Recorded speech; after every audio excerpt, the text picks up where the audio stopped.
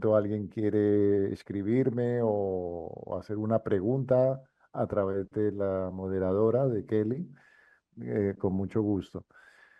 Eh, en primer lugar, vamos a... espera que no veo aquí. En primer lugar, Lucy, no me pasa esto.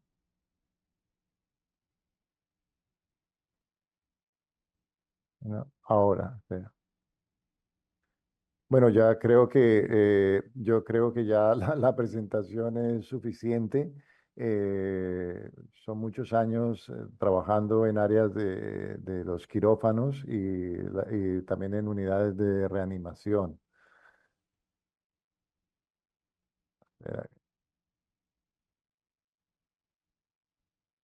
Eh, Básicamente, eh,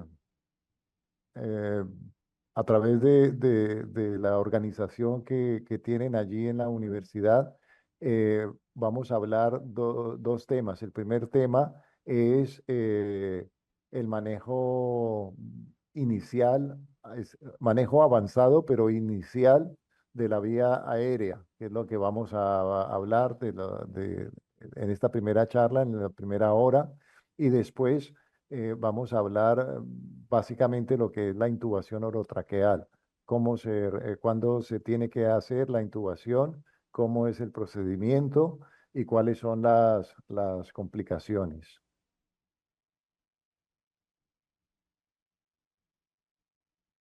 Eh,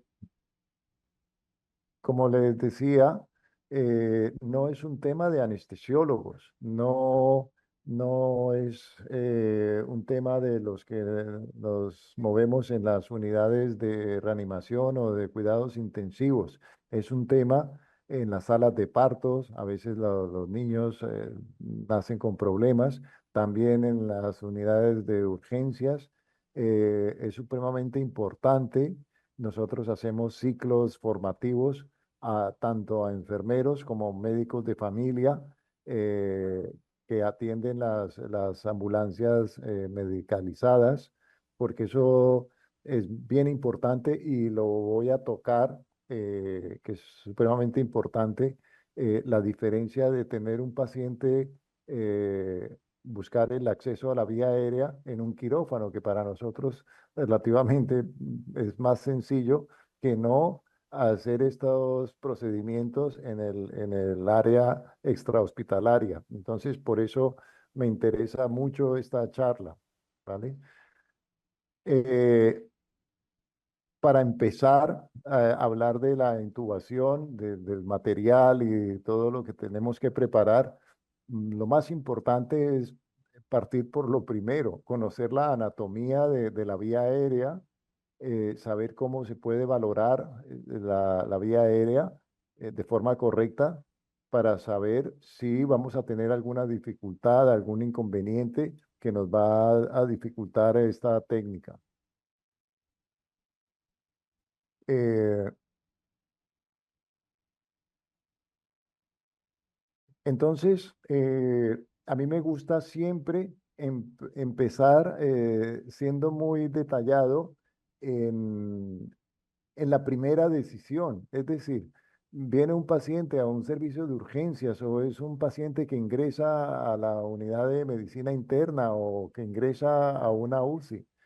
Lo primero que tenemos que pensar en qué momento ese paciente necesita que nosotros hagamos una actividad a esa vía aérea. ¿En qué momento nosotros como médicos tenemos que intervenir en esa vía aérea? Y eso es la primera pregunta.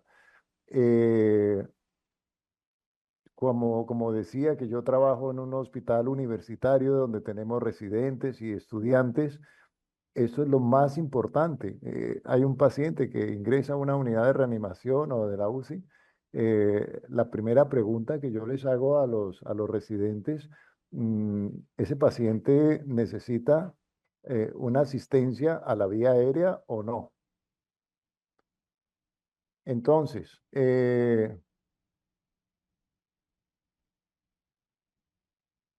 el manejo avanzado, ¿cuál es lo primero que tenemos que pensar?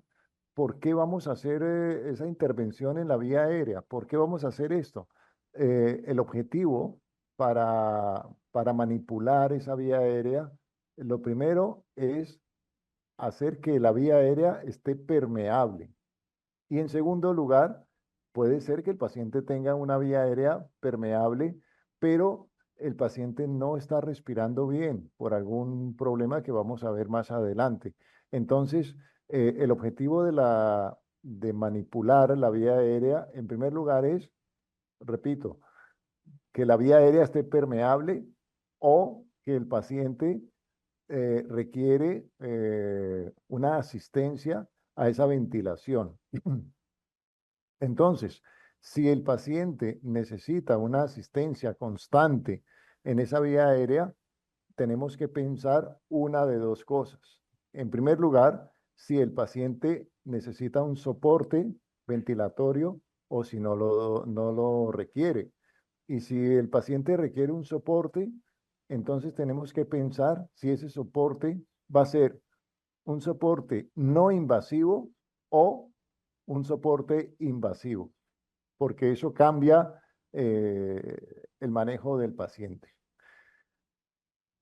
Entonces, cuando hablamos de soporte ventilatorio, nosotros decidimos hacer un soporte ventilatorio a este paciente, entonces tenemos que pensar, ¿la vía aérea está obstruida o el paciente tiene una dificultad respiratoria grave? Y si el paciente requiere un soporte ventilatorio invasivo, pues entonces tenemos que pensar primero o en la intubación o en una traqueostomía de emergencia o una cricotiroidomía quirúrgica. Entonces, todos estos conceptos es lo que tenemos que tener bien claros a la hora de hacer una actividad sobre estos pacientes. Entonces, repito, ya lo dije en la diapositiva anterior, el objetivo es, en primer lugar, que la vía aérea de nuestro paciente esté permeable. Y en segundo lugar, asegurar que la ventilación es adecuada. La ventilación adecuada, ¿qué significa? Ventilación, el objetivo de la ventilación es el intercambio de gases, aportar oxígeno a los tejidos y eliminar el CO2. Eso es la ventilación, ese intercambio de oxígeno con CO2. Entonces, cuando nuestro paciente tiene un problema, de ventilación que requiere una manipulación. Lo primero, para asegurar ese primer punto que decíamos, que es una vía aérea permeable, puede ser una elevación del mentón en pacientes que tienen un problema, por ejemplo, de la conciencia, una intoxicación, etcétera, solamente con una maniobra de mover el paciente. Puede ser utilizar un material, la que es la cánula orofaríngea o nasofaríngea, puede ser una mascarilla laríngea, puede ser la intubación orotraqueal, puede ser un tubo esofágico o hay otras medidas para hacer este procedimiento. Entonces, decía que esta primera parte, que es el mantener la vía aérea permeable, lo primero que tenemos que hacer es esa maniobra, que es la elevación del mentón. Esa elevación es una cosa manual, pero también podemos utilizar para esto una cánula orofaríngea o nasofaríngea. Y si con esto es suficiente para desobstruir la vía aérea, pues ya podemos hacer una asistencia ventilatoria. Si vemos que no es suficiente, entonces vamos un poco más allá a técnicas que son invasivas, la mascarilla laríngea o la intubación. Entonces, fijaros esta maniobra que estamos haciendo en esta diapositiva. Esta es la maniobra de frente-mentón, es decir, eh, poner un poco en hiperextensión el cuello y levantar la mandíbula. ¿Con esto qué logramos? Con esto lo que logramos es que el paciente no tenga su lengua caída hacia atrás. Normalmente el paciente que está en lúcido, pues esto no ocurre, que se caiga la lengua, pero cuando el paciente tiene un politraumatismo, un trauma craneoencefálico, cuando un paciente está intoxicado o simplemente el paciente que nosotros tenemos sometido en una situación de anestesia, donde hay una depresión del sistema nervioso central, entonces el paciente no tiene ese control, no tiene ese reflejo para manejar la lengua y todas esas estructuras se nos caen y la lengua obstruye la glotis y se produce esa obstrucción. Entonces, esta maniobra que parece sencilla, repito, parece sencilla, es fundamental conocerlo. Cuando se realicen allí en Perú los talleres, esa maniobra hay que practicarla.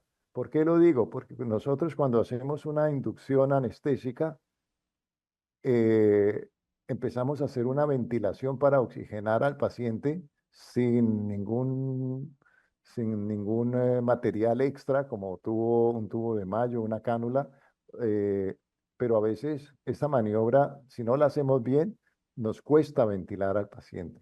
Entonces, por eso les insisto que parece una medida tonta, pero no es tonta, es bien importante. Si con esa maniobra simple de mover el cuello, la hiperextensión, levantar el maxilar para que la lengua esté un poquito más proyectada hacia adelante, eso no es suficiente, pues entonces ustedes ven aquí estos tubos que se llaman los tubos de Gödel o tubos de Mayo también se conocen. Estos yo creo que los manejamos en todas partes y esto es importante primero de conocer, saber colocarlo y utilizarlo, tenerlos disponibles. Hoy en día hay otros tubos, otras cánulas, perdón, eh, para intentar despejar esa vía aérea que no esté obstruida y que podamos aportar oxígeno al paciente. Esto parece un tubo de intubación, pero no es un tubo de intubación. ¿Qué diferencia es? Es un tubo que es más corto, bastante más corto que el tubo endotraqueal. Y esto se puede colocar por la boca, pero no es lo habitual. Esto se llama un nasoflow, un tubo que se introduce a través de las fosas nasales y nos permite ponerle flujos altos de oxígeno. Y entonces esto nos ayuda, nos permite hacer la oxigenación del paciente. ¿Vale? Entonces estas son técnicas que nos ayudan a introducir, es decir, manejar la parte de la ventilación, la parte primaria de la ventilación. Entonces, repito, puede ser en primer lugar por las cánulas de Gödel o puede ser el NasoFlow, que es un tubo relativamente nuevo, pero es bastante útil. Entonces, decíamos que en qué momento o cuál es el objetivo para intervenir en la vía aérea de cualquier persona, de un paciente. Y decíamos, que es lo que acabamos de explicar, el objetivo es que la vía aérea esté permeable. Si ya tenemos la vía aérea permeable, entonces el segundo paso es asegurar que la ventilación es adecuada. El paciente, la vía aérea está permeable. Si, si vamos a utilizar, por decir algo, la ventilación con un ambú, con un dispositivo para ayudarle al paciente a respirar. Entonces, tenemos que valorar si ese intercambio gaseoso es correcto. Es decir, eh, si el oxígeno no está entrando bien, porque, por ejemplo, un paciente con un broncoespasmo severo o con otra patología, o no se está eliminando el CO2, entonces eh, tenemos que ir avanzar en la intervención de la vía aérea. Y en algún momento, como por ejemplo en un paciente que está sometido a una anestesia general, eh, intervenir, es decir, darle ese soporte ventilatorio a un paciente es, lo hacemos nosotros para sustituir el trabajo respiratorio que hace una persona normal. Entonces, repito, el objetivo de la ventilación es que haya un intercambio adecuado del oxígeno y el CO2, que eso es la unidad ventilatoria. Entonces, si ya tenemos un paciente con una vía aérea permeable, la indicación fundamental para hacer ese ventilatorio es cuando el paciente tiene un fracaso respiratorio, que es lo que también se llama fracaso respiratorio, pero también se conoce como la insuficiencia respiratoria aguda. Esa insuficiencia respiratoria aguda puede ser por hipoxemia solamente, o puede ser, estar relacionada y mezclada con la hipercapnia, con la retención de CO2. Entonces, fíjese que hemos partido de un paciente que no está respirando bien, vamos a intervenir a esa vía aérea, no está respirando bien. ¿Por qué? Porque está en un estado de coma y la lengua se le ha caído atrás. Pero vamos a ir avanzando hasta el punto en que nosotros decidimos que el trabajo ventilatorio no es adecuado por el paciente y entonces vamos a esas técnicas más invasivas para asegurar ese intercambio gaseoso.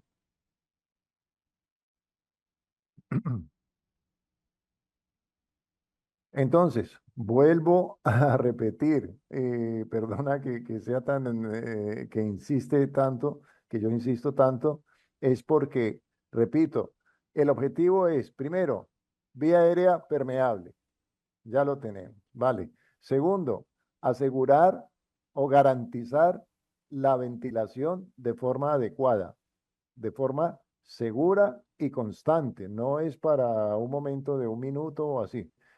¿Segura qué quiere decir? A veces el paciente tiene un riesgo porque el paciente tiene un sangrado en la vía aérea, o es un paciente que tiene el estómago lleno y tiene ese riesgo de broncoaspiración, o es un paciente que tiene una neumonía y entonces esa ventilación no es segura porque hay pus en los alvéolos o lo que sea.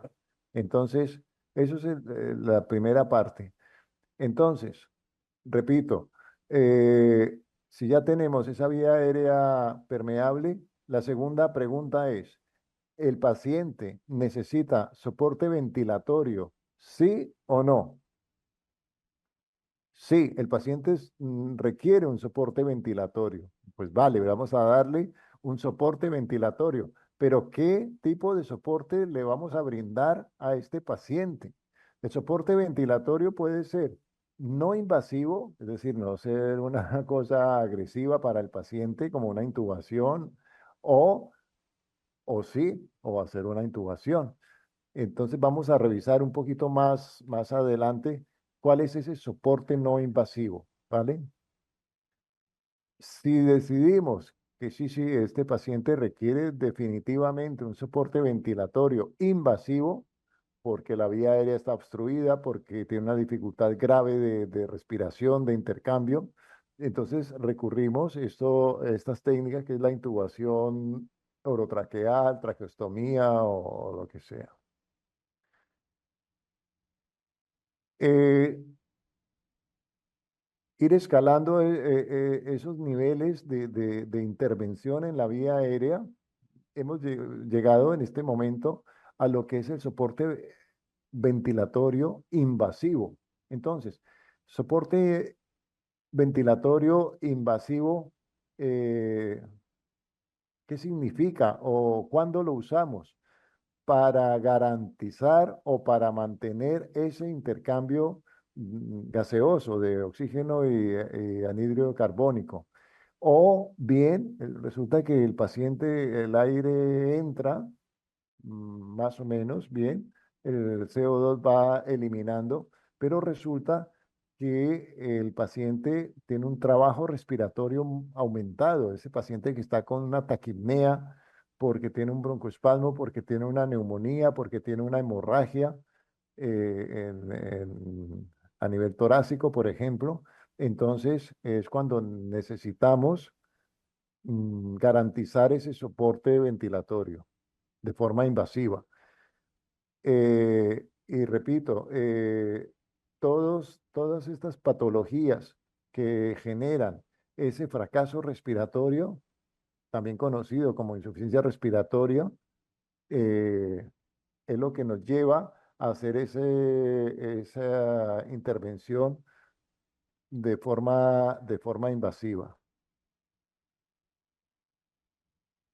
Entonces, como ya más o menos les he ido explicando de forma muy gradual y progresiva, entonces vamos a mirar, por ejemplo, las patologías que están asociadas a todo esto que parece ser solamente una teoría.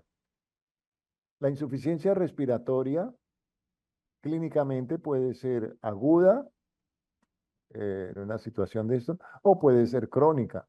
Puede ser, por ejemplo, el EPOC, el enfisema o el asma, ¿vale?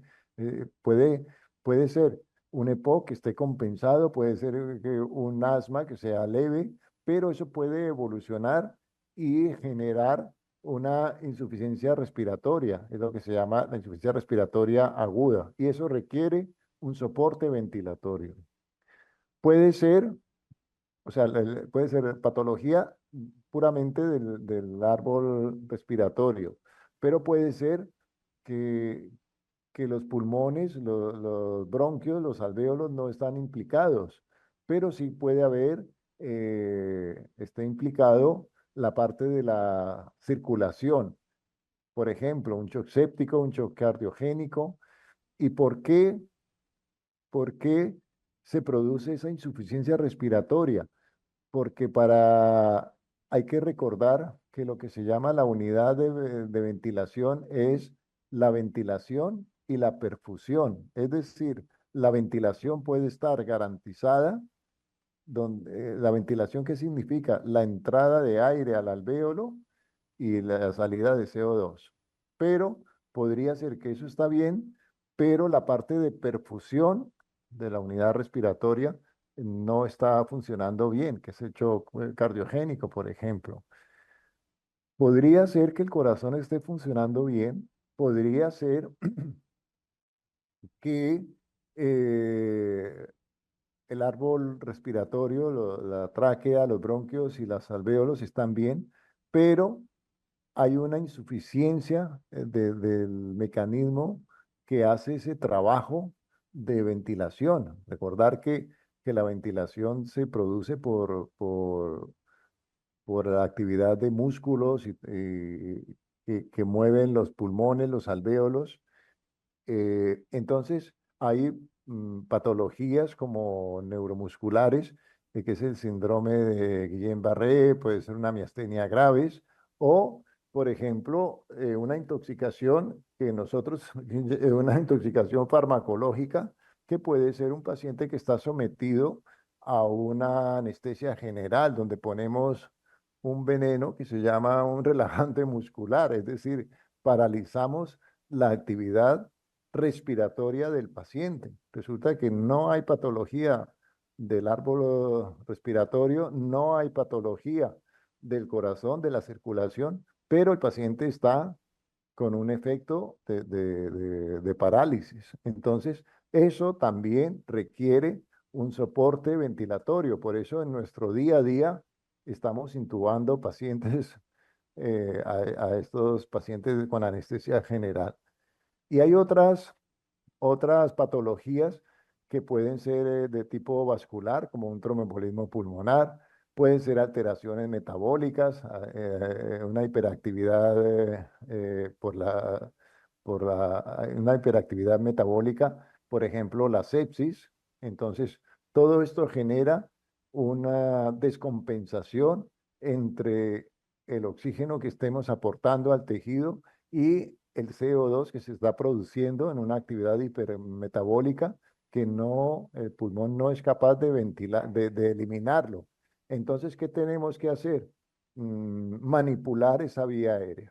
Entonces, manipular, es decir, intervenir y darle ese soporte ventilatorio, que es invasivo. Pues sí, será invasivo, pero hay que hacerlo.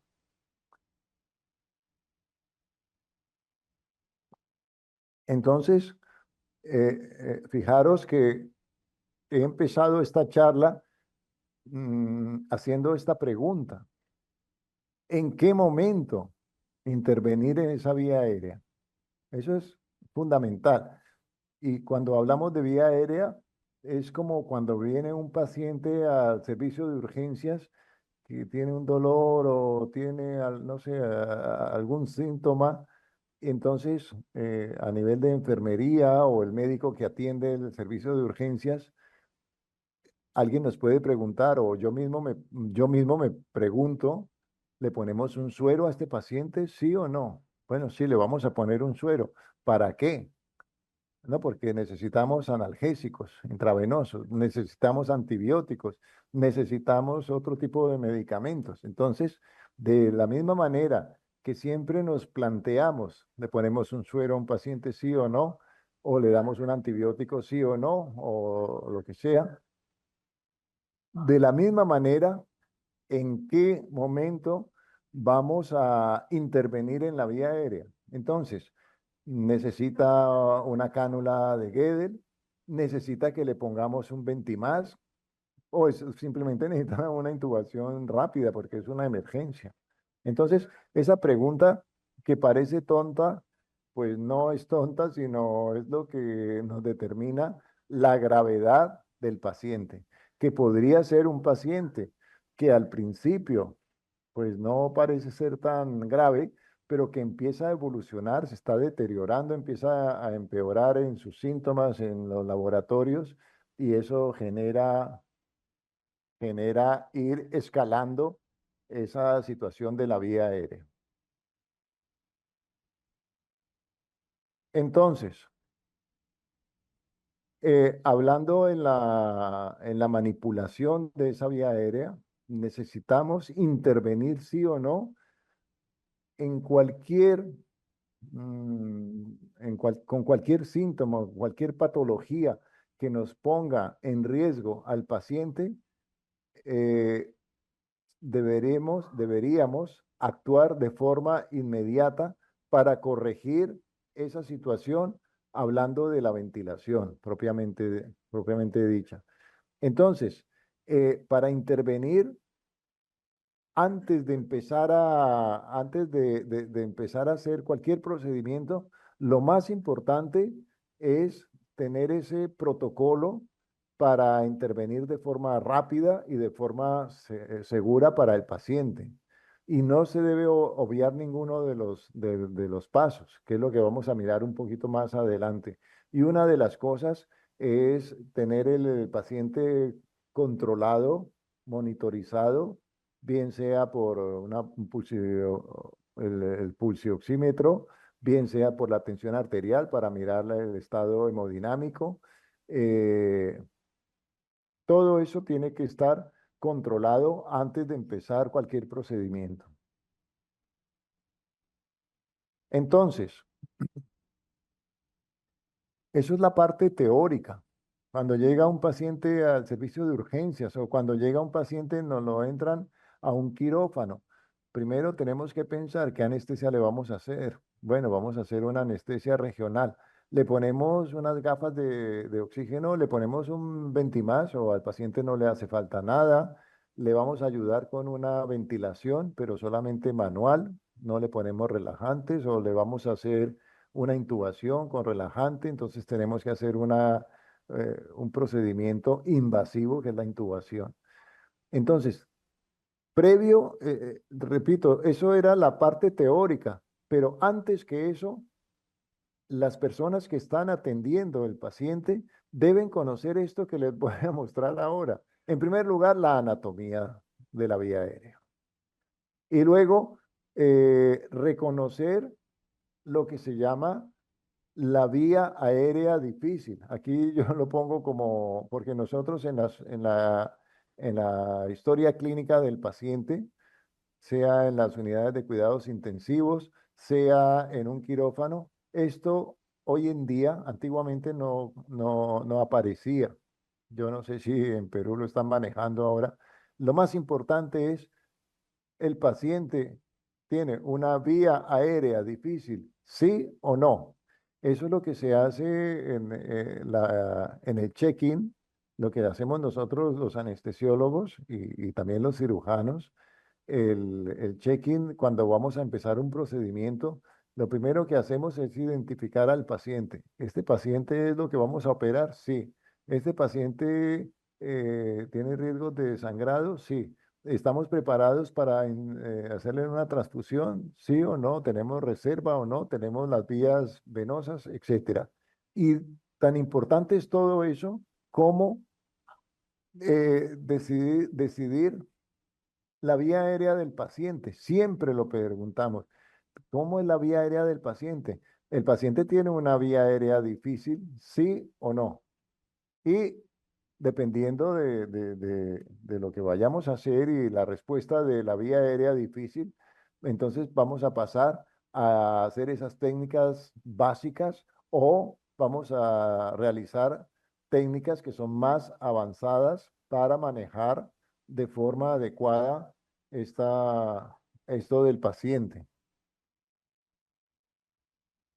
Entonces, cuando estaba diciendo aquí que lo primario es controlar esa anatomía de la vía aérea, yo aquí solamente les he puesto eh, esta figura anatómica, recordar que la vía aérea tiene esta parte superior que puede ser por vía nasal o que puede ser por la vía oral, pero finalmente llega un punto medio aquí, que es donde está la zona de la epiglotis. Entonces, y de la epiglotis, vamos un poquito más hacia abajo, que es propiamente la tráquea. Entonces, podemos encontrar dificultades anatómicas o dificultades por la patología en sí, a nivel nasal o a nivel de la cavidad oral propiamente, o puede ser aquí en la zona de la glotis, de la epiglotis, o en la parte inferior, que es lo que es la tráquea. Entonces, ustedes me preguntarán, bueno, hablando de anatomía y qué circunstancias puede tener un paciente con una vía aérea difícil, hablando de la boca. Pues en primer lugar, si es un paciente que requiere una intubación o una técnica invasiva, solamente que tenga unos dientes mala calidad, se estén moviendo, y es bastante frecuente que un diente se pierde, se cae por la acción nuestra, y entonces eso ya genera calificar la vía aérea como más complicada. También el paciente obeso. El paciente obeso, el paciente obeso con frecuencia tiene la apertura de la boca. El paciente cuando se le pide que abre la boca, pues no lo abre muy bien. Tiene una boca pequeña, y no solamente porque sea pequeña, sino el paciente obeso, la lengua está muy grande en una cavidad oral que es pequeña o reducida o lleno de grasa a un lado y a otro lado. Entonces, esa, ese espacio por donde vamos a pasar un tubo, a veces nos dificulta pasar ese tubo para llegar hasta la glotis, hasta las cuerdas, atravesar.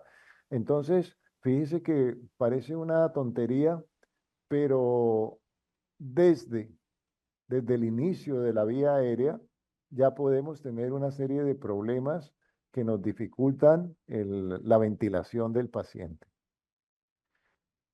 Eh, Vamos a ir avanzando aquí. Cuando nosotros, les he puesto aquí dos diapositivas, ahora se las voy a, dos figuras, perdón, una diapositiva con dos figuras. Eh, Cuando nosotros vemos un paciente que está consciente, que puede ser una valoración de anestesia, eh, y le pedimos, necesitamos valorar la vía aérea, si va a ser difícil o no. El simple cuestionario de pedirle al paciente, abre la boca bien grande, bien grande, bien grande. Hay pacientes que pueden abrir la boca y se ve todo hacia atrás. Todo hacia atrás, ¿qué quiere decir? La lengua, o sea, la apertura es amplia, la lengua está, digamos, normal. Allá al fondo de todo se ve la úvula y luego está el paladar blando, es decir, se ve todo. Eso, eso teóricamente, digo teóricamente, puede ser fácil para, para pensar que va a ser una vía aérea fácil si se requiere una intubación. Pero podría ser también que se ve todo, pero la úvula está, es decir, no, ¿por qué? Porque no, la movilidad en la mandíbula no se puede modificar y entonces no abre la boca tanto y la úvula se ve al fondo allí.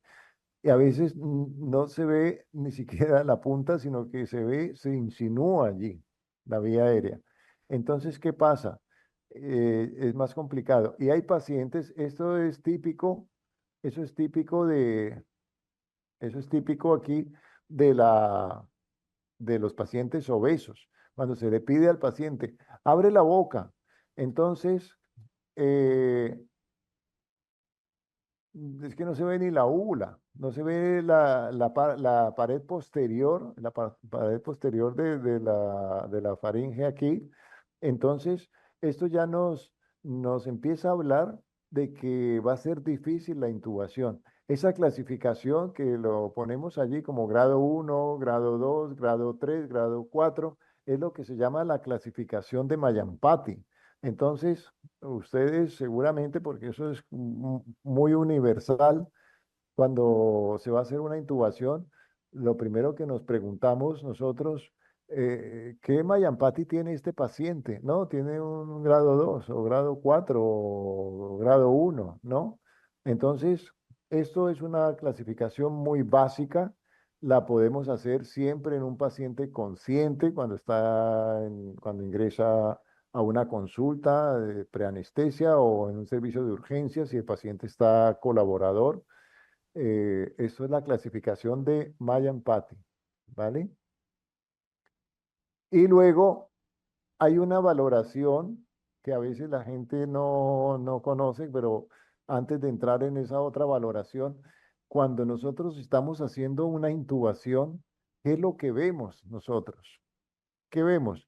Buscamos meter el laringoscopio para encontrar dónde empieza la tráquea, es decir, donde están las cuerdas vocales y están aquí los cartílagos, la epiglotis y los otros cartílagos, los posteriores. Esto es lo que nosotros vemos de forma habitual cuando la vía aérea es fácil. Cuando metemos el laringoscopio, reposamos la pala del laringo aquí, por delante de la epiglotis, levantamos ese cartílago, ese surco, Y entonces esto es lo que vemos. Esto, las cuerdas vocales y de allá hacia atrás, el, eh, la tráquea. Recordar que esta vía aérea, que la tráquea, es un tubo que está por delante del esófago.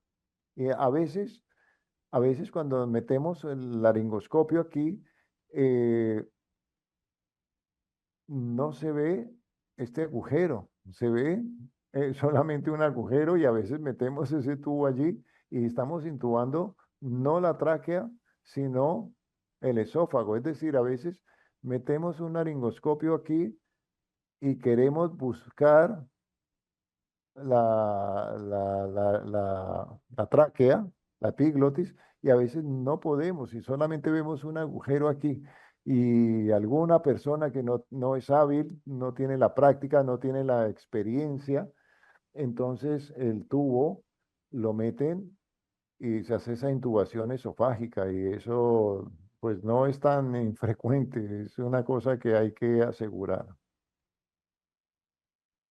Repito, esa es la clasificación de Mayampati y esto es la anatomía en la zona media donde está la epiglotis. Entonces, y esto es lo que se ve de forma normal.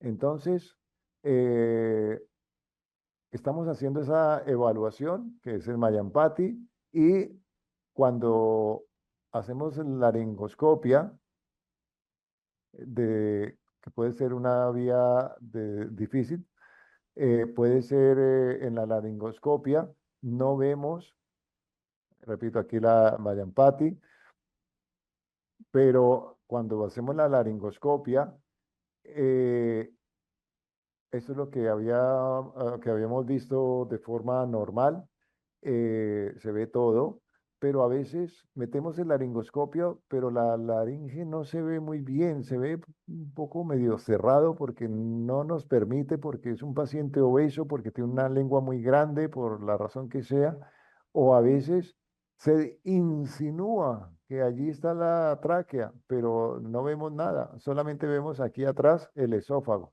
y a veces simplemente no vemos nada. Esa valoración es muy importante apuntarla, pero esa valoración no es previa a una intubación, sino a posteriori, para dejar ese registro. Dejar esos registros es supremamente importante como en el historial del paciente. El paciente se sometió a una anestesia general, una apendicitis, y nos costó intubarlo horrores. Entonces, la primera pregunta es, ¿cuál es el Cormac? Se llama el Cormac, la clasificación de Cormac. Resulta que el Cormac era uno, pero no pasaba el tubo por alguna razón. O simplemente era un Cormac tipo o grado 3 o 4, entonces tuvimos que hacer otras maniobras o utilizar un fibroscopio o lo que sea. ¿Vale? Entonces, hay dos valoraciones, una previa, que es el Mayampati, y a posteriori para dejar constancia al paciente, que es la clasificación de Cormac. Eso es muy importante, esa clasificación. Entonces, eh, cuando hablamos de la vía aérea difícil, no es solamente hablar de un Mayampati o cuando, si es un paciente que ya tiene un historial donde le han hecho una anestesia general o le han hecho una maniobra de intubación, conocer el Cormac, podría ser que todos parece sea fácil por la laringoscopia, pero a veces el paciente no se puede ventilar, no se puede ventilar porque el paciente tiene mucha barba, porque es un paciente obeso, porque la lengua es muy grande, porque tiene una retrognatia, por la razón que sea. Entonces, la vía aérea incluye pensar si podemos ventilar al paciente. Eso es importantísimo. Resulta que sí, que lo podemos ventilar, pero luego vamos a hacer la laringoscopia, el paciente lo podemos ventilar, pero no lo podemos intubar. Entonces tenemos que buscar otros recursos. O resulta que a veces el paciente se puede ventilar muy bien, hacemos la laringoscopia y luego lo podemos intubar muy fácil.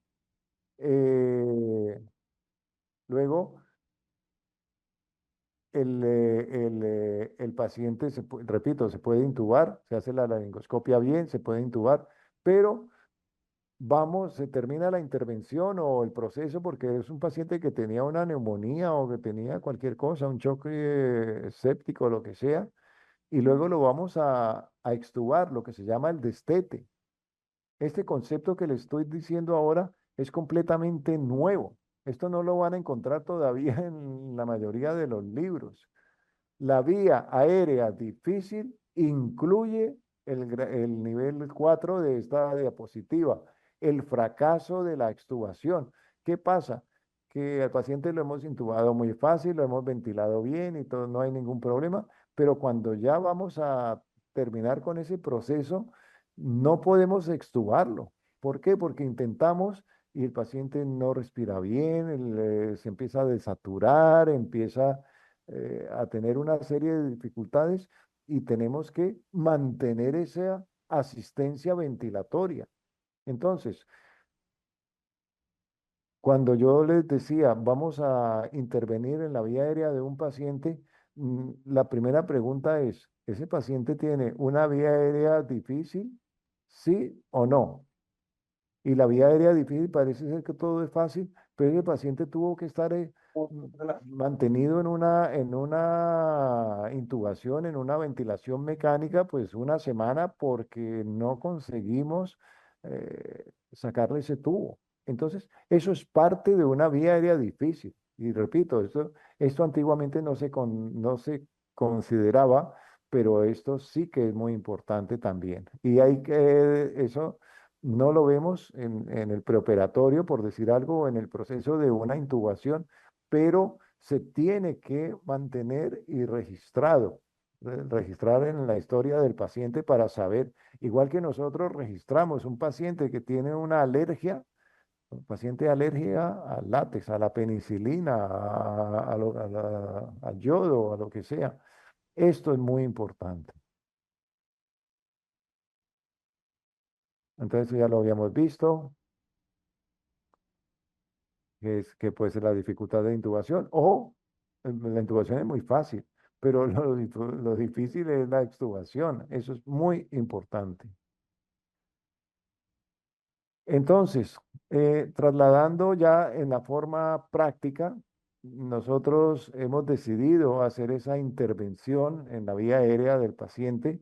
Entonces, eh, lo primero que hacemos, le ponemos unos medicamentos para intervenir en la intubación, antes que pasara al procedimiento de la intubación, empezamos a ventilar al paciente para hiperoxigenar al paciente.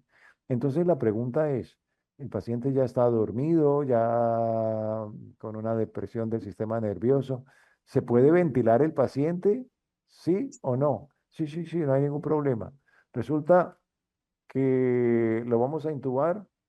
La pregunta es, ¿lo hemos podido intubar fácil o no? O simplemente no hemos podido. Entonces, si al paciente al principio lo podemos ventilar, sí, sí, sí.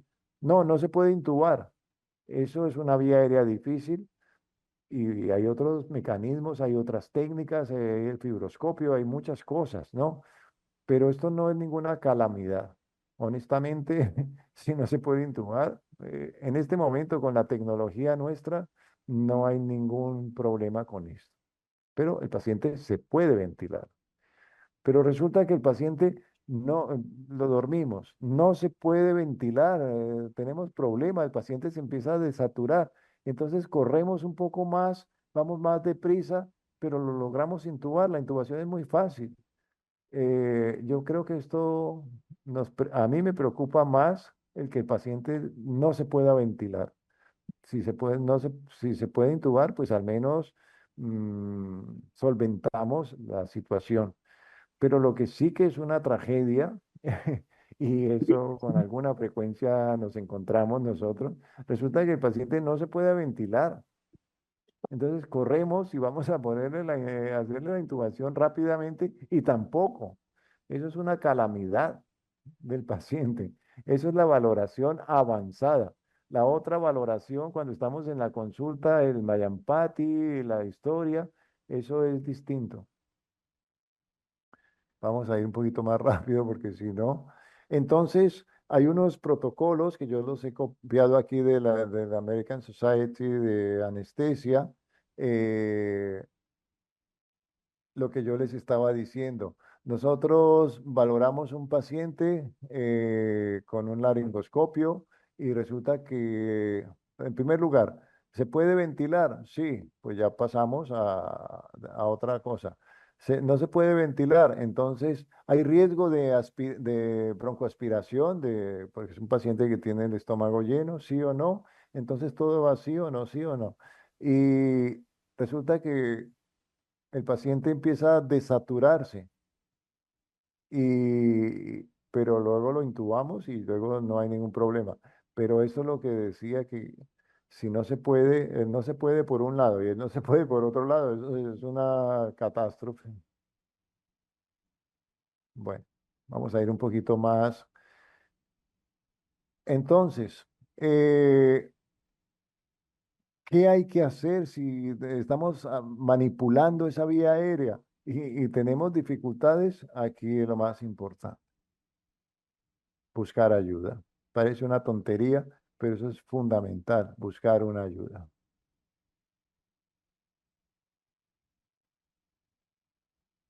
Entonces, cuando la primera pregunta que nosotros hicimos, este paciente que entró a la consulta de servicio de emergencia y que le cuesta respirar o tiene cualquier patología, entonces la pregunta que hacemos es, ¿ese paciente requiere una manipulación o tenemos que intervenir esa vía aérea?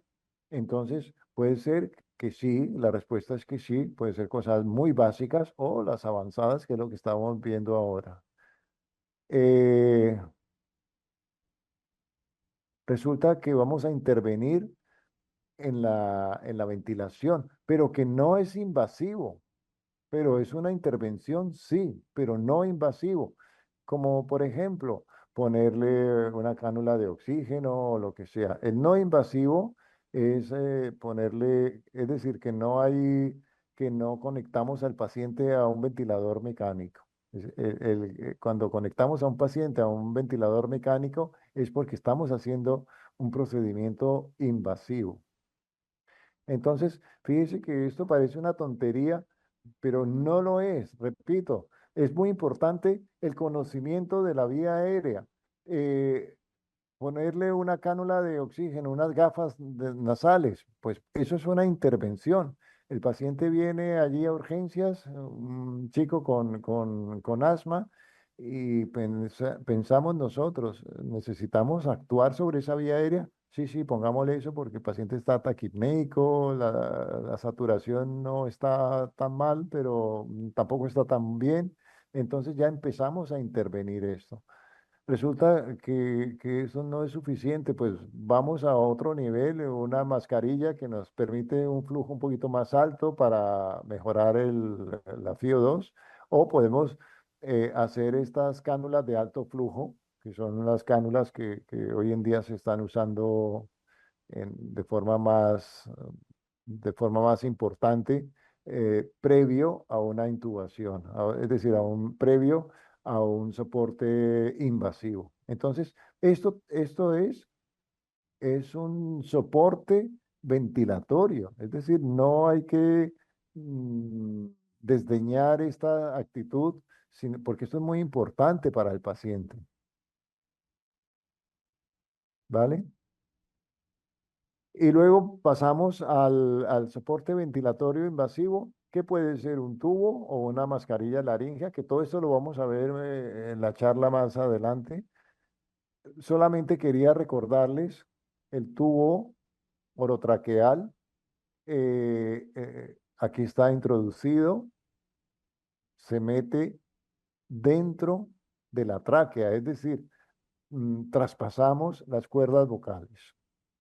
Eso es el tubo. ¿Eso qué nos garantiza? Sobre todo cuando estos dispositivos, este tubo orotraqueal tiene un balón aquí en la punta y lo hinchamos y nos hace un sellamiento de la tráquea, de la vía aérea. Si el paciente luego tiene un estómago lleno y empieza a vomitar o a hacer cualquier complicación, la vía aérea está asegurada, ¿vale?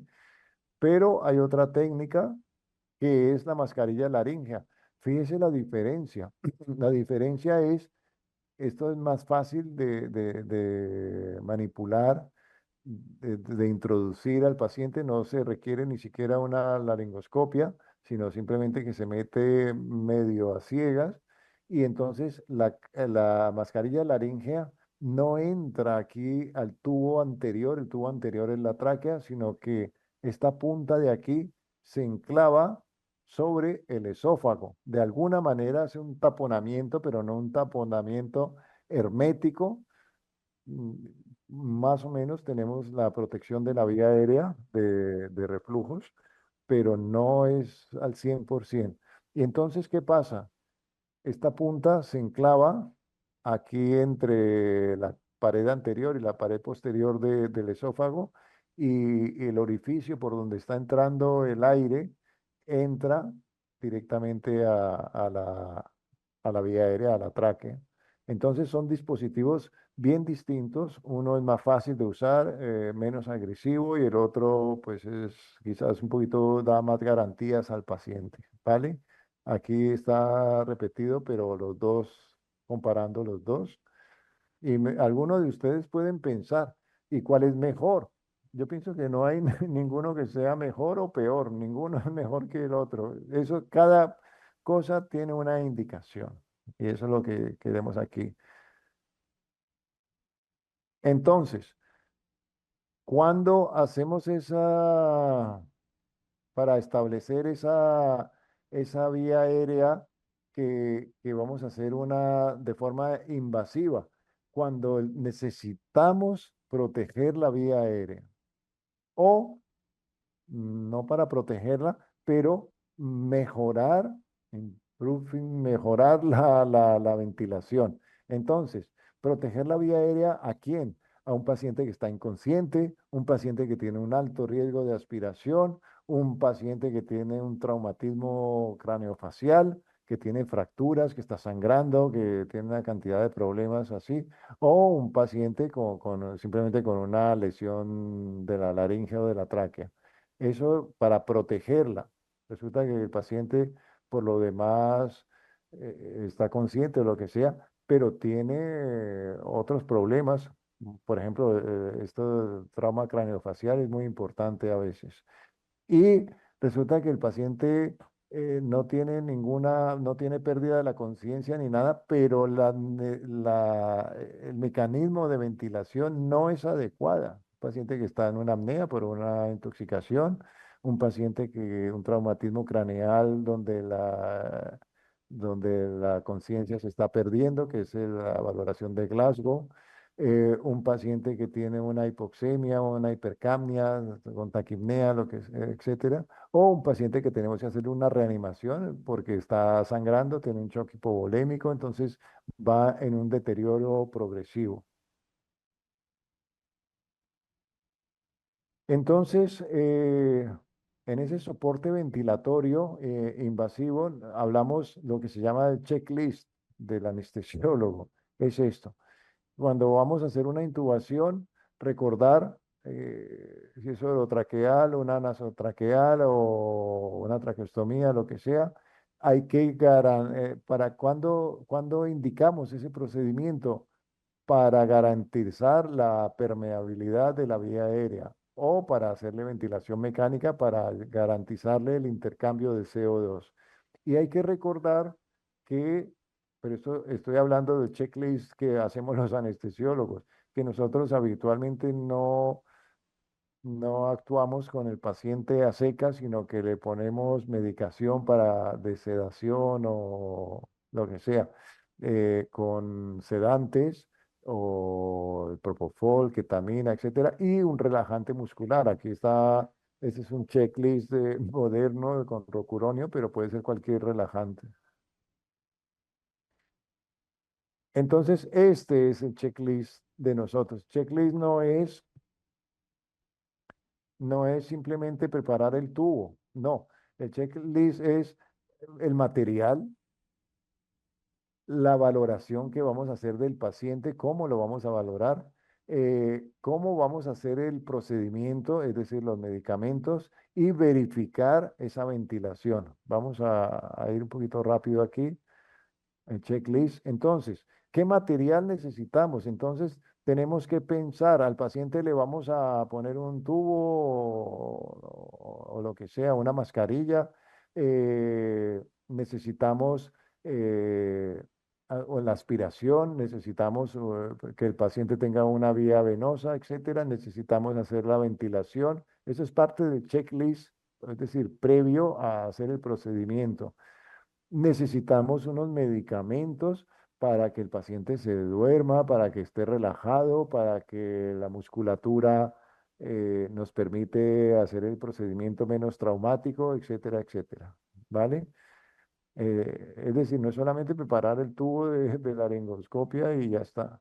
Y luego el aparataje. Necesitamos primero conectar al paciente a un aparato de respiración o bien el aire, el oxígeno, etcétera. Y necesitamos la monitorización. Esto es muy importante. A veces dormimos un paciente y resulta que no tenemos ningún aparato para controlar todo esto.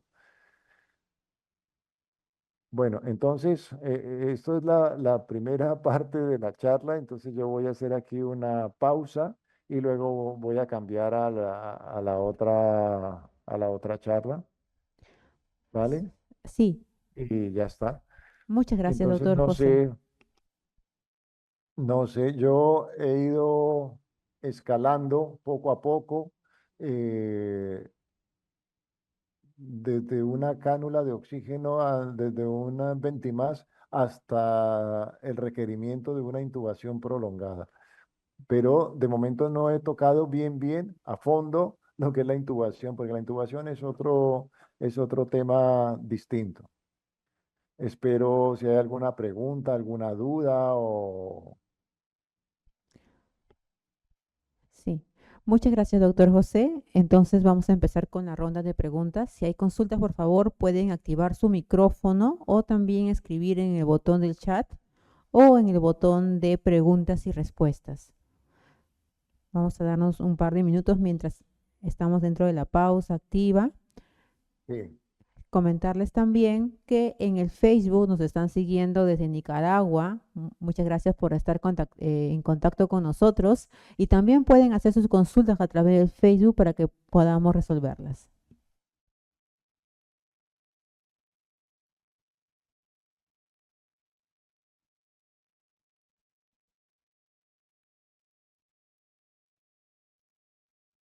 si ahora de momento no se le ocurre a alguien hacerle alguna pregunta, si quiere hacemos esta pausa activa, nada, aunque sean 5 minutos, Sí, y, eh, y cuando hagamos propiamente de la intubación, entonces ya podemos complementar una cosa con la otra, está lo que bien. ustedes quieran. Sí, ¿Sí? solamente, doctor, que Úrsula ha hecho una pregunta y luego podemos hacer la pausa activa de 5 minutos. ¿Le parece bien? Vale, sí, sí, sí, Aquí perfecto. Úrsula nos ha preguntado cómo uno se da cuenta que se ha hecho una intubación esofágica. ¿Una intubación qué? ¿Cómo se da Esofágica. uno cuenta Ujú. de que la intubación es que no la he entendido? En el botón del chat también se encuentra la pregunta. Acá indica cómo uno se da cuenta que se ha hecho una intubación esofágica. Es que no le estoy entendiendo la pregunta. Es que tiene el volumen muy bajito. Ok. Doctor, ¿puede Buenas también tardes. ir ¿Aló? ¿Sí? Sí, ahora Sí, sí. sí. Buenas tardes, doctor. Disculpe. Estoy Hola, iniciando buenas en el... tardes. Sí, Buenas tardes. Disculpe, soy un aprendiz. Mi duda era, ¿cómo uno se da cuenta que ha hecho una intubación, bueno, que se ha ido ¿cómo se llama? La parte esofágica, que el tubo no ha entrado en Ah, la vía vale, vale, aérea? sí, sí, sí. Esa pregunta es muy importante y esa la hacemos todos los días. Hablo por mi caso, porque cada día estamos metidos en los quirófanos, dormimos los pacientes, le hacemos una intubación y si tenemos un residente, pues, si estamos solos, pues nosotros ya hacemos esa verificación a que nosotros llamamos el checklist de que está correcto. Eh, en primer lugar, es cuando hacemos la maniobra de la laringoscopia o introducir una mascarilla laringea o lo que sea, lo primero, si estamos ventilando al paciente con un ambú o le conectamos el aparato, el respirador, lo primero es la parte clínica. Entonces, vamos a mirar si el paciente tiene esa movilidad del tórax, sí, se está moviendo todo bien. Ah, bueno, vale. Probablemente está bien y nos quedamos tranquilos. Entonces, el paciente, yo les había dicho, para hacer esa intubación, eh, se necesita monitorizar al paciente. Entonces, vamos a mirar, el paciente está saturado al 98, 99. ¿Se mantiene esa saturación en esos 2 primeros minutos? Resulta que no, que estaba en 98 y luego a 92 y luego 88, luego 70. Entonces, hay algo que no está bien. Probablemente que no está, la intubación no es correcta. Igual hemos intubado el esófago, lo que sea.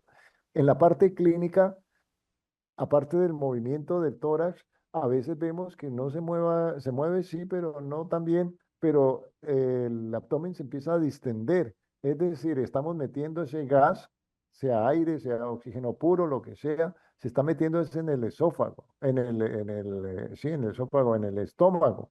Entonces se distiende la cámara gástrica. Entonces, hay que mirar esa parte clínica, la movilización del tórax y la parte del abdomen. En segundo lugar, el pulsioxímetro. Eso es muy importante. En tercer lugar, que nosotros en los quirófanos, para nosotros es fundamental, siempre obligatorio, el paciente tiene que tener una capnografía. Entonces, ¿qué pasa?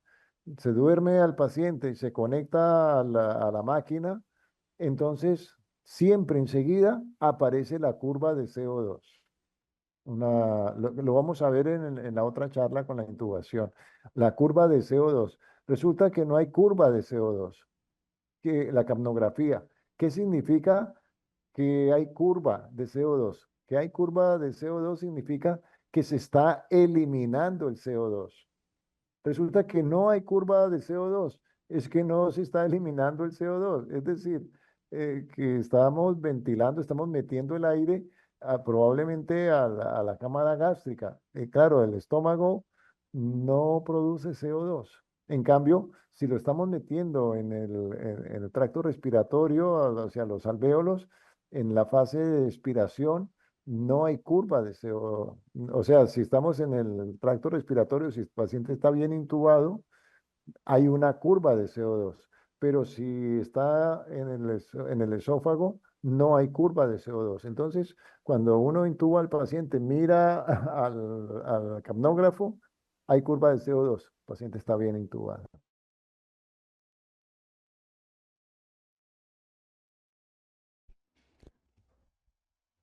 Mil gracias, doctor. Nada, a usted. Gracias. Gracias. Gracias, Úrsula. Tenemos una pregunta más de la licenciada Maruja Murillo. Buenas tardes, doctor. Eh, una consulta. En la bolsa de reservorio hay dos, una con reinhalatoria y no reinhalatoria. ¿Cuál sería su FIO 2 y cuál es mejor? En la bolsa del reservorio. Sí, eh, doctor. me está hablando del aparato del respirador o me está hablando de que del reservorio de un Ventimás. Es que no sé. Ok, doctor, licenciada Maruja, si usted puede habilitar su micrófono para que pueda de esa manera completar su consulta. Ujú. Buenas tardes, doctor. No, los equipos para poder brindar oxigenación al paciente, bueno, acá utilizamos, hay dos dispositivos, uno reinhalatorio y no reinhalatorio. Y muchas veces, a veces en las bibliografías o en lo que publican, los Sí, FIO2 que se brinda son diferentes. A eso me voy más que todo. Si usted tuviera el FIO2 que se puede brindar exacto para cada equipo, si nos es los que podría nosotros brindar. ahora no utilizamos eso, simplemente es un solo circuito. No Ah, utilizamos ese doble, no le podría como decir alguna cosa específico, no. ok, doctor, muchas gracias. Ujú. Ok. De todas maneras, licenciada Maruja, su consulta le vamos a llevar también al magíster Marco Soca para que pueda resolverla, ya que es de nacional. A ver, bueno, tengo de Nancy Palacios, ¿cómo se puede evaluar la correcta colocación del tubo traqueal? No sé si lo responde ahora, doctor, o después de su segunda ponencia. No, es lo mismo que ya les había dicho, evaluar de que el tubo está bien colocado es la primera pregunta que me hicieron. Si está bien colocado es la parte clínica, viendo que el tórax se está expandiendo, viendo que el estómago no se dilata, viendo que el oxímetro se mantiene, viendo que la capnografía es correcta y obviamente también hay que auscultar porque a veces metemos el tubo y está correcto, y sobre todo pasa en las técnicas de pediatría. Un centímetro más profundo o menos hace que la intubación se haga selectiva hacia el bronquio derecho o hacia el izquierdo, lo que sea.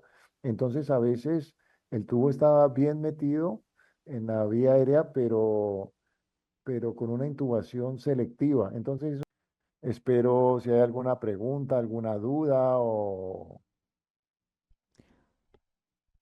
Sí.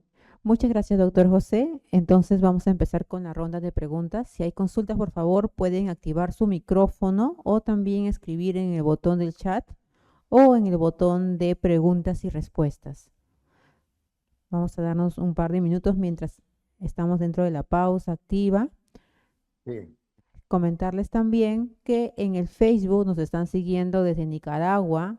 Muchas gracias por estar en contacto con nosotros y también pueden hacer sus consultas a través del Facebook para que podamos resolverlas.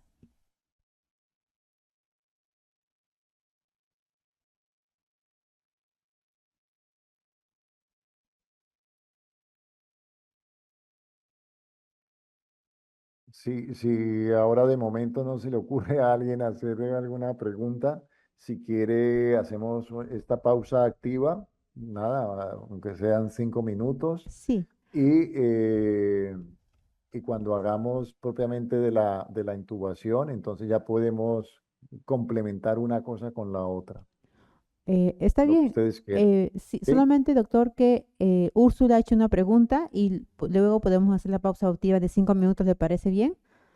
Vale, sí, sí, sí, Aquí perfecto. Úrsula nos ha preguntado cómo uno se da cuenta que se ha hecho una intubación esofágica. ¿Una intubación qué? ¿Cómo se da Esofágica. uno Ujú, cuenta ujú. de que la intubación es que no la he entendido? En el botón del chat también se encuentra la pregunta. Acá indica cómo uno se da cuenta que se ha hecho una intubación esofágica. Es que no le estoy entendiendo la pregunta. Es que tiene el volumen muy bajito. Ok.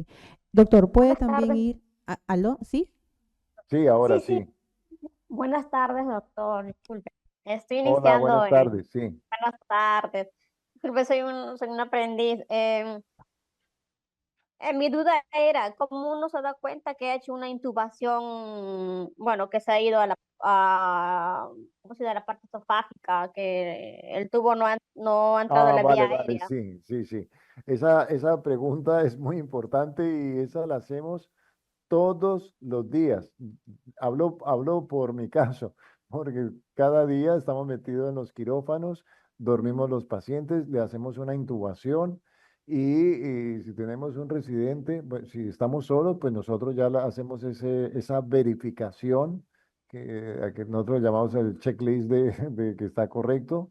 Eh, en primer lugar, es cuando hacemos la maniobra de la laringoscopia o introducir una mascarilla laringea o lo que sea, lo primero, si estamos ventilando al paciente con un ambú o le conectamos el aparato, el respirador, lo primero es la parte clínica. Entonces, vamos a mirar si el paciente tiene esa movilidad del tórax, sí, se está moviendo todo bien. Ah, bueno, vale, probablemente está bien y nos quedamos tranquilos. Entonces, el paciente, yo les había dicho, para hacer esa intubación, eh, se necesita monitorizar al paciente. Entonces, vamos a mirar, el paciente está saturado al 98, 99. ¿Se mantiene esa saturación en esos 2 primeros minutos? Resulta que no, que estaba en 98 y luego a 92 y luego 88, luego 70. Entonces, hay algo que no está bien. Probablemente que no está, la intubación no es correcta. Igual hemos intubado el esófago, lo que sea. En la parte clínica, aparte del movimiento del tórax, a veces vemos que no se mueve sí, pero no tan bien, pero el abdomen se empieza a distender. Es decir, estamos metiendo ese gas, sea aire, sea oxígeno puro, lo que sea, se está metiendo ese en el esófago, sí, en el esófago, en el estómago. Entonces se distiende la cámara gástrica. Entonces, hay que mirar esa parte clínica, la movilización del tórax y la parte del abdomen. En segundo lugar, el pulsioxímetro. Eso es muy importante. En tercer lugar, que nosotros en los quirófanos, para nosotros es fundamental, siempre obligatorio, el paciente tiene que tener una capnografía. Entonces, ¿qué pasa? Se duerme al paciente y se conecta a la máquina, entonces siempre enseguida aparece la curva de CO2. Lo vamos a ver en la otra charla con la intubación. La curva de CO2. Resulta que no hay curva de CO2, que la capnografía.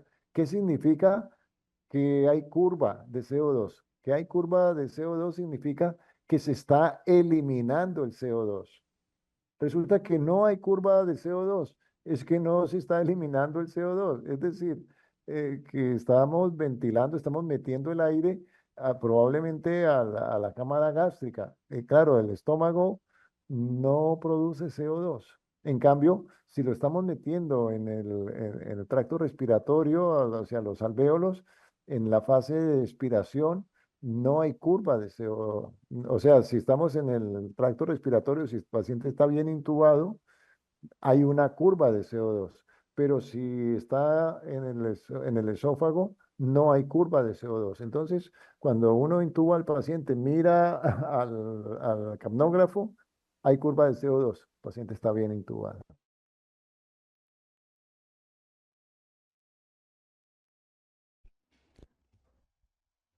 Mil gracias, doctor. Lo Nada, entendí. a usted. Gracias. Gracias, Úrsula. Tenemos una pregunta más de la licenciada Maruja Murillo. Buenas tardes, doctor. Eh, una consulta. En la bolsa de reservorio hay dos, una con reinhalatoria y no reinhalatoria. ¿Cuál sería su FIO2 y cuál es mejor? En la bolsa del reservorio.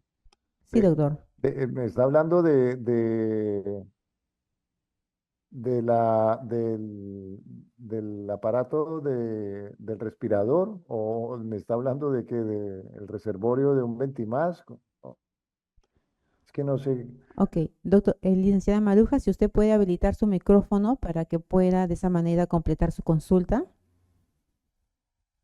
Ujú. Buenas tardes, doctor. No, los equipos para poder brindar oxigenación al paciente, bueno, acá utilizamos, hay dos dispositivos, uno reinhalatorio y no reinhalatoria. Y muchas veces, a veces en las bibliografías o en lo que publican, los Sí, FIO2 que se brinda son diferentes. A eso me voy más que todo. Si usted tuviera el FIO2 que se puede brindar exacto para cada equipo, si nos es los que podría nosotros brindar. ahora no utilizamos eso, simplemente es un solo circuito. No Ah, utilizamos ese doble. no le podría como decir alguna cosa específico, no. Ok, doctor, muchas gracias. Ujú. Ok. De todas maneras, licenciada Maruja, su consulta la vamos a llevar también al magíster Marcos Soca para que pueda resolverla, ya que es de nacional. A ver.